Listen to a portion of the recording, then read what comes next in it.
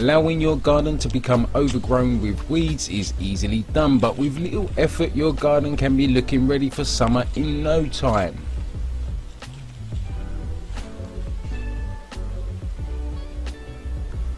Let's go over some basic tips for beginner gardeners.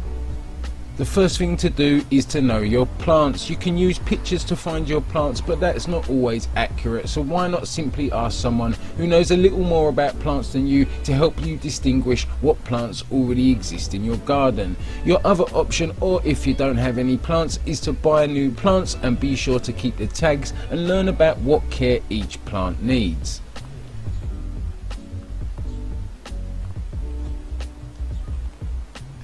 Once you have become well acquainted with your plants, new or old, and you have distinguished what growth is weeds, it's time to take out a fork. If you have excessive weed overgrowth, a large fork may be recommendable.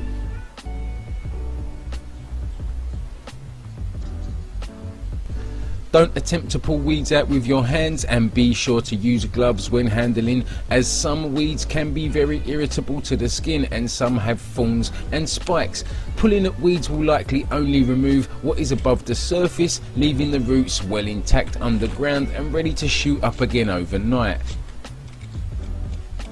Using your fork, dig down deep around the weed. It's always a good idea to do your weeding shortly after rainfall or during light rain so that the earth is a little more pliable.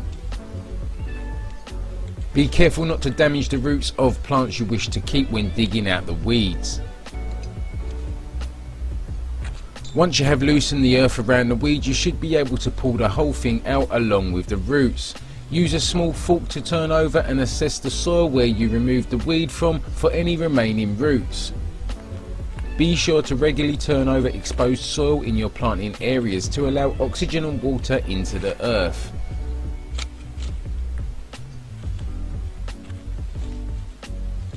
Once you have cleared all of your weeds, you may want to reassess what plants you want to keep, as some may no longer suit your garden, may be too big, or you have plants that have diseases and or dying.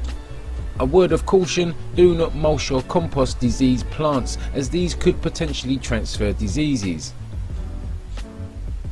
For example, this small conifer is looking a little brown. It may be from extreme weather, disease, parasites, or even excessive or badly timed pruning.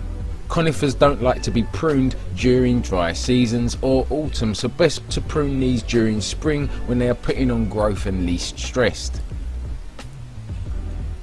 If you're hoping to revive your conifers, then do not cut out the brown sections, as they will then never revive. Gently assess the brown areas and look for parasites, eggs or signs of disease. If none of these are present, it may be worth attempting to revive it. Dig gently around the base and fill the hole with some preferably very mature mulch, but fresh cuts will be good too. Also apply some bone meal that is available from any good garden centre or store, and finally be sure to water, especially during dry seasons. When watering your plants, be sure not to water them when they are under hot sun, as this can burn the leaves. Always do your watering in the late afternoon and dusk to avoid leaf burning in hot seasons. Now you may need to wait a year to really see the effects on this conifer. Trimming back plants encourages growth, but as mentioned before, check when and how much to prune or cut back individual plants that may require special pruning.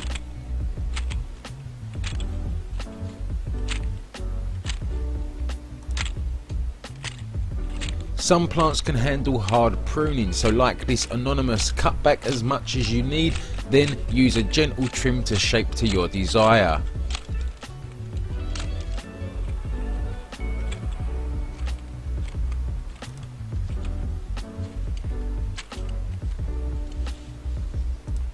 Mulching is a great idea and a good way to dispose and recycle all of those leaves you have cut off. Gather up your leaves into a pile and bury them in the earth around your planting areas. These will rot down and improve the soil structure, greatly enhancing water retention. Once all the weeds are cleared, pruning or cutting back is finished and mulching is complete, you can assess if you may need more plants or not. Remember, wherever there is earth with no plants is a place weeds can and will grow, so make sure you head down to your local garden centre to find some more plants to fill out the areas. Be sure you know what plants you're buying, what they do, how high they grow, how they change and what care they need. Place your plants in the pots in the areas you would like to plant them to get a feel for how it will look once they are planted. Don't forget, they will be lower than you see them in the pot once you bury the roots in the ground. If you have plants that you want to restrict the growth once in the ground, you can always plant them still in the pot or use a rubble bag, or maybe a larger pot if you want to allow some growth but not too much, as some plants cannot be pruned or cut back, like cordylines for example. These you may want to consider planting in the ground in a pot or a durable rubble bag, as some can grow taller than a house and become extremely vast.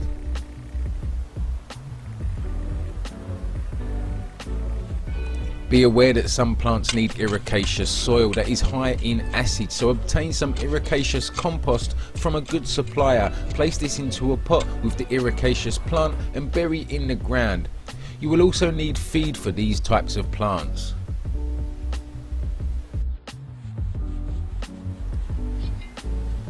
When planting, be sure to dig a sufficient size hole and just deep enough so that the top of the soil from the pot sits level with the planter soil surface. Be sure to apply some bone meal in the hole before placing in the plant.